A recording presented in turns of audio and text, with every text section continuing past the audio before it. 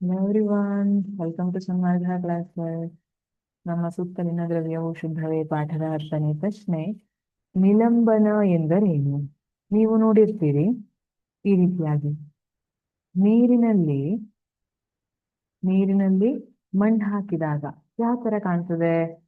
ನಾವು ಕದಡಿದ್ವಿ ಅಂದ್ರೆ ಆ ಮಣ್ಣು ಒಂದ್ ಸ್ವಲ್ಪ ಹೊತ್ತು ಇಲ್ಲೇ ಆ ಮಣ್ಣಿನ ಕಣಗಳಿದೊಳಗೆ ಓಡಾಡ್ಕೋತಿರುತ್ತೆ.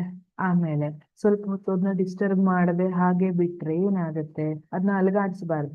ಹಾಗೆ ಇಟ್ರೆ ಆ ಕಣಗಳೆಲ್ಲ ಹೋಗಿ ತಳವನ್ನ ಸೇರ್ಕೊಳ್ಳುತ್ತೆ. ಹೌದು, ಇದನ್ನ ಏನಂತ ಕರೀತಾರೆ? ನಿಲಂಬನ ಅಂತ ಕರೀತಾರೆ. ಹಾಗಿದ್ರೆ ದ್ರವಗಳಲ್ಲಿ ಘನ ವಸ್ತುಗಳು ಹರಡಿರುವುದನ್ನು ನಿಲಂಬನ ಎಂದು ಕರೆಯಲಾಗುತ್ತದೆ. ಇದು ನೀರನ್ನುವಂತಹದ್ದು ದ್ರವ, ಮಣ್ಣಿನ ಕಣಗಳೇನಿರುತ್ತೆ ಅವು ಘನ ಕಣಗಳು.